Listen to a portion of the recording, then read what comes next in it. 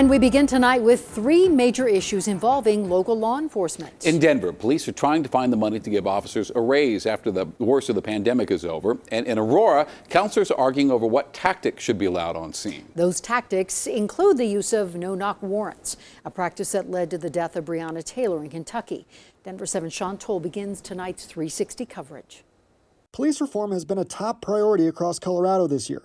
Now Aurora is considering the elimination of another standard police procedure, an all-out ban on what are called no-knock warrants, where police attempt to serve a warrant without warning. Why don't we get it now while we're looking at reforms? Aurora City Councilwoman Angela Lawson proposed this after seeing what happened to Breonna Taylor in Louisville, Kentucky earlier this summer. That's what incited me. What happened in that case? And that could potentially happen. Denver 7 got statistics from Aurora Police for the last 3 years. They had 10 no-knock warrants to serve, but only entered on half.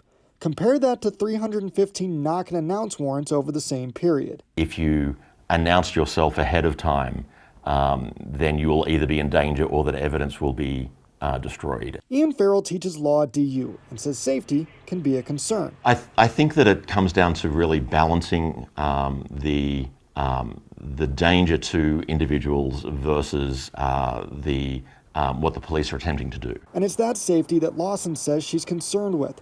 She points to the ban already in place in Louisville. I'm looking at who else could be in the house that could potentially be hurt, and also the harm that the officer can have. It goes before study session Monday night and could be voted to the floor of the council.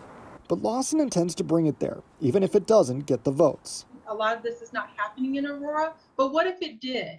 And I think we need to be more proactive instead of being reactive. It could happen. Another police reform, at least one council person is looking to knock out.